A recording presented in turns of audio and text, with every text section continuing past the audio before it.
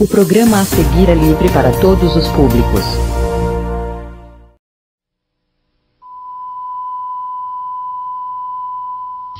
Olha os 500 anos aí, che!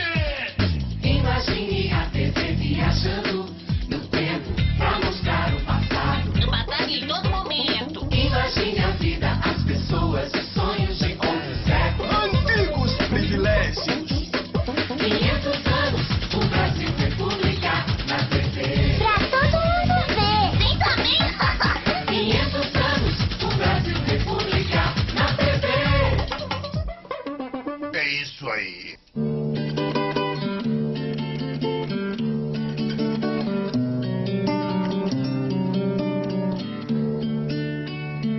A nova república é um período marcado pela inflação, planos econômicos e denúncias de corrupção. Ao mesmo tempo, o Brasil vive uma fase de grandes avanços democráticos. Começa a mudança nas leis autoritárias, herança dos 20 anos de governo militar. Cresce a participação popular nas eleições. Até que enfim a gente votando de novo, companheiro. 85 prefeitos eleitos pelo voto direto. Um monte de partidos pra gente poder escolher. E eleições diretas para presidente da República. O que desanima é essa inflação. Mais de 200% este ano. Esse governo Sarney tá começando mal. A inflação derruba vários ministros da economia, se torna hiperinflação e corrói o salário dos trabalhadores. O governo Sarney tenta salvar a situação lançando o Plano Cruzado. O Cruzeiro é substituído pelo Cruzado. Os salários serão reajustados pela média dos últimos 6 meses. O plano também congela os preços. Comerciante nenhum vai respeitar a tabela. A partir de agora, qualquer pessoa pode ser fiscal do Sarney. Em nome do presidente, será possível multar ou fechar o estabelecimento que desobedecer à lei. Ah, eu quero ser fiscal do Sarney. Eu queria tanto que esse plano funcionasse. O governo Sarney lança 3 planos econômicos. Nenhum deles dá o resultado esperado. A população enfrenta o aumento de preços e a falta de produtos. Corre, mãe, vai começar aquele programa. E a situação, primo, como vai? Cada vez mais difícil, primo. Mas como? Agora, com o congelamento dos preços, você pode comprar tudo. Quem me dera, primo. Carne de boi, para conseguir 1 quilo, tem que pagar acima da tabela do governo. O nome disso é ágil. Também tive que pagar por fora pelo meu carro novo. E eu por um galeto magro. Mas o governo vai resolver a situação. Já mandou caçar boi gordo no pasto. Quem sabe eu consigo um pouco de capim. Os problemas econômicos caminham ao lado da redemocratização do país. Deputados e senadores recém-eleitos formam a Assembleia Nacional Constituinte. Em menos de 2 anos, os parlamentares escrevem a nova Constituição. Tem parlamentar propondo mudanças políticas e sociais muito perigosas. São os progressistas da esquerda com o apoio de gente da imprensa. Aumentar direitos, mexer na distribuição da terra é criar desordem. Em 1988, a Constituição é promulgada. Diferente das anteriores, a nova carta traz avanços políticos e sociais. Mas, meu filho, quais são os avanços dessa nova Constituição? Ah, pai, é a Constituição cidadã. Fim da censura, eleições diretas, voto do analfabeto, direito de greve, respeito aos povos indígenas. A nova Constituição estabelece a educação fundamental como obrigatória, universal e gratuita. Agora os jovens a partir de 16 anos podem votar! Uau! A Carta Magna também amplia e fortalece os direitos individuais e as liberdades públicas que haviam diminuído durante o regime militar. Muitos avanços nessa lei, mas manter o poder executivo tão forte parece herança dos militares. E tem uma parte dessa Constituição que precisa de regulamentação. Vão ter que criar leis complementares para que a carta funcione. Mais uma vez, a sociedade civil tem que se organizar e participar. Senão, vamos passar anos sem ver as mudanças acontecerem. A existência da nova Constituição melhorou um pouco a imagem do Brasil no exterior. Com o aumento da dívida externa e a inflação crescente, o governo Sarney tinha decidido em 87 pedir moratória aos credores internacionais. Quem diria? Um presidente conservador querendo dar calote nos estrangeiros. Pois é, e sempre disseram que moratória era coisa de comunista. A crise econômica e as tentativas de contê-la continuam. Acontecem saques a supermercados e depredações de agências bancárias. No Rio de Janeiro, 30 mil pessoas protestam contra o aumento das passagens de ônibus.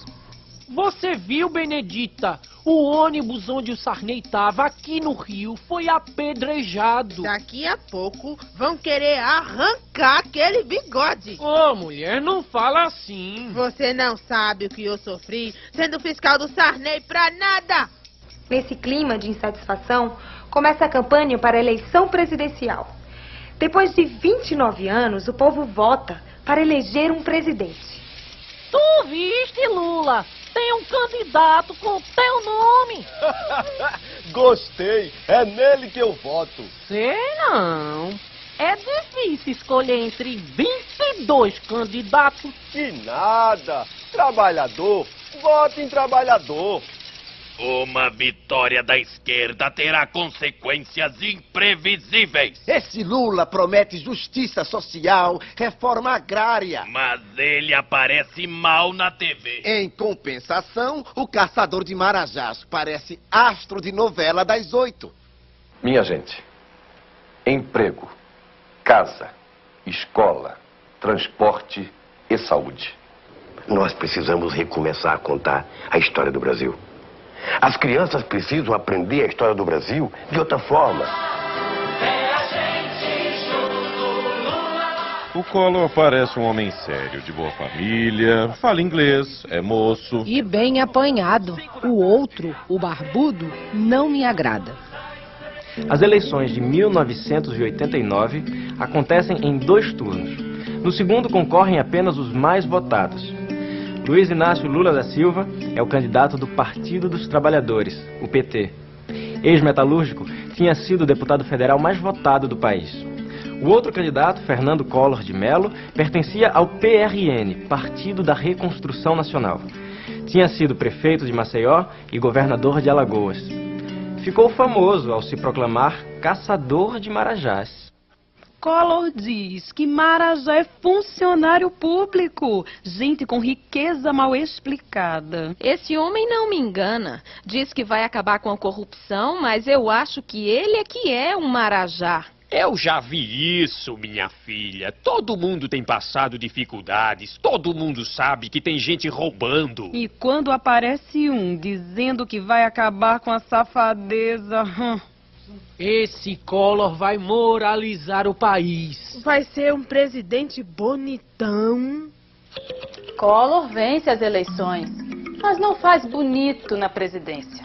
Assim que toma posse, confisca o dinheiro depositado nos bancos pelos brasileiros. Isso é um roubo. Será que o governo vai devolver mesmo o dinheiro das aplicações da poupança? Mesmo que devolva, mamãe, 1 ano e meio com o dinheiro da nação inteira? Ainda bem que eu tinha aplicado meu dinheiro na Suíça. Mas eu não. Tem algum aí pra me emprestar? Todo o dinheiro que eu tinha no banco, tudo esse Collor confiscou. Calma, Glicério, calma. A reforma da clínica, os equipamentos, meu Deus. Como é que eu vou pagar o que eu já comprei? Estamos perdidos. Ué, meu patrão vivia dizendo que a esquerda é quem vai confiscar a poupança. Agora teu patrão tá liso, igual a gente. Igual nada. Em nome da modernidade tecnológica e do neoliberalismo, Fernando Collor abre o país à concorrência internacional e libera as importações. Pois é, primo. Quem pode tá comprando carro importado. Claro, o Collor falou certo, primo. O automóvel brasileiro é uma carroça. Carroça pra rico, primo. Eu mesmo nunca puxei uma dessas. Apesar dos problemas do governo Collor, a sociedade se articula em torno de temas importantes. No Rio de Janeiro, acontece a Eco 92, segunda Conferência das Nações Unidas sobre Meio Ambiente e Desenvolvimento.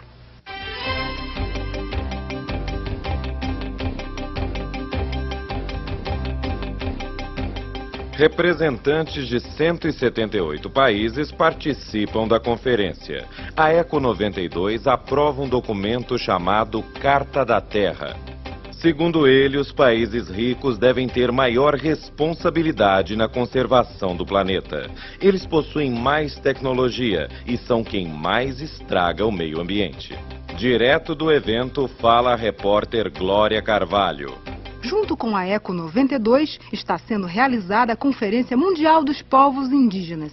Galdino, o que está sendo discutido? Aqui, a gente está discutindo os direitos e as necessidades dos povos da floresta. E quais são essas necessidades? Ver a Constituição ser cumprida, ver as nossas terras demarcadas, ver os assassinos dos nossos irmãos punidos pela justiça. As discussões na Eco 92 envolvem organizações não governamentais, indígenas, entidades negras, religiosas e populares. Também participam autoridades de diversos países de todo o planeta. Em Brasília, o governo Collor privatiza estatais, unifica ou acaba com órgãos públicos, mas a inflação continua crescendo. O país entra em recessão e explodem denúncias de corrupção no governo. Professora, essa revista tá falando de um escândalo na política. Que negócio é esse de esquema PC? É um esquema de grande corrupção no governo. O irmão do presidente foi o primeiro que denunciou. É muito sério. Alguém vai investigar as acusações, professora? O Congresso Nacional vai abrir uma CPI. A CPI, Comissão Parlamentar de Inquérito, é formada por políticos do Poder Legislativo. Tem a função de investigar fatos durante um prazo definido. A apuração feita por ela pode ser usada pela Justiça para punir os infratores da lei. Eu acho ótimo que a CPI apure tudo, mas pra mim isso não basta. Pra mim também não. Que vergonha. E não é só a gente que tá sentindo essa revolta, não. O que eu sei é que a gente precisa fazer alguma coisa.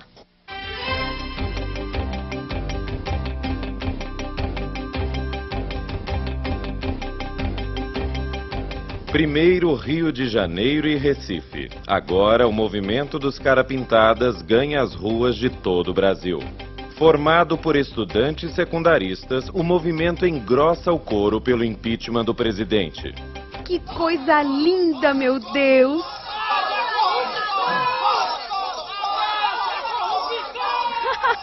Parece a minha época. Esses jovens querem o que a maioria deseja: ética na política. O Congresso Nacional acaba de aprovar a abertura do processo de impedimento do presidente Fernando Collor. Ele será afastado do cargo durante as investigações. Quem assume interinamente é o vice-presidente Itamar Franco. 2 meses depois, o Senado vota o impedimento de Fernando Collor. Sob intensa pressão popular, o presidente renuncia momentos antes de ser aprovado o impeachment. Olha só, o camarada renunciou para tentar se safar do julgamento. Acaba de renunciar o presidente Fernando Collor, que mesmo assim será julgado pelo Congresso Nacional. Ó pra aí, meu velho. Tô tão arrependida de ter votado nele. Bem que me disseram, a gente tem que pensar bem antes de votar. Quem diria? Mesmo renunciando, o Senado cassou os direitos políticos do Collor por 8 anos. A corrupção era o de menos. O problema é que ele meteu a mão no dinheiro de meio mundo. Brigava com todos, até com a classe política. Aham, mas a grande briga foi do povo na rua e nas páginas da imprensa. Virou uma campanha cívica. Todos juntos para derrubar um presidente. Em dezembro de 1992, a presidência passa de forma definitiva para Itamar Franco. A situação financeira continua difícil até que o governo lança o Plano Real, o novo programa de estabilização econômica.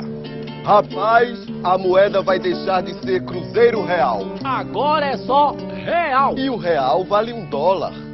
Agora vai ficar fácil conseguir mais empréstimos com os estrangeiros. Oh, yeah!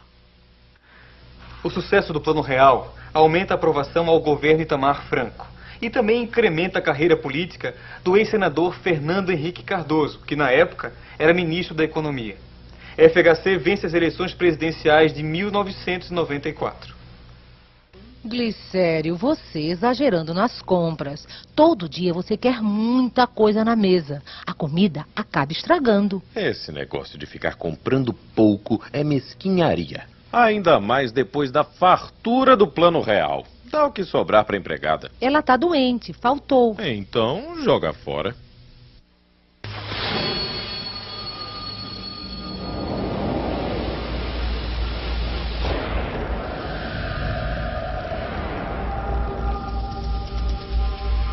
Reeleito para o segundo mandato, o presidente Fernando Henrique aplica ao país as ideias neoliberais. Realiza privatizações de empresas do Estado, desvaloriza o real e freia o consumo interno. Consegue mais de 40 bilhões de empréstimo do Fundo Monetário Internacional, o FMI. É aqui que eu estou estagiando. Vejam essa matéria que eu produzi, gente. Quem mora em lugares como este faz parte dos 10% dos brasileiros que detêm quase toda a renda nacional. Essa paisagem contrasta com a realidade da maioria da população brasileira. Em 1987, quase a metade da população do país vivia em extrema pobreza. Houve esforço da sociedade e dos governos para melhorar a situação. Nos anos 90, diminuiu a mortalidade infantil. O acesso à educação aumentou. Mais crianças deixaram o trabalho e passaram a frequentar a escola. Mesmo assim, no fim do século XX, cerca de 1/3 do povo é subnutrido. O Brasil deve bilhões aos bancos internacionais e cada nota usada para pagar a dívida externa pode ser $1 a menos para investir em moradia, saneamento, saúde, segurança e reforma agrária. A dívida externa é imensa, mas a dívida social do Brasil é maior ainda. No final, quem paga a conta? Essa reportagem vai passar em TV a cabo, em espaços alternativos. Eu gostei, mas vocês deviam falar mais da questão da terra. E mostrar que a ideia da reforma agrária existe desde o tempo dos abolicionistas até hoje, no movimento dos trabalhadores sem terra, o MST. A gente vai falar disso e também da criação de um Ministério da Reforma Agrária, dos assentamentos realizados na gestão do FHC. É legal mostrar que alguma coisa tem sido feita, mas não é suficiente. A questão da terra é super importante. Vivem matando índio até hoje por causa da posse da terra. Os povos da floresta são as primeiras vítimas da luta pela terra. A matança no Brasil acontece desde o descobrimento. A falta de respeito sobrevive até nas comemorações oficiais dos 5 séculos de Brasil. Era uma vez a comemoração dos 500 anos do Brasil descoberto! O festejo foi marcado em Santa Cruz de Cabralha, no sul da Bahia, onde uma outra história começou. Na hora da festa, os moradores mais antigos descobriram que não eram convidados. Barrados na festa! Peraí, eu faço parte da marcha dos povos indígenas Isso é o que acontece com gente metida a besta.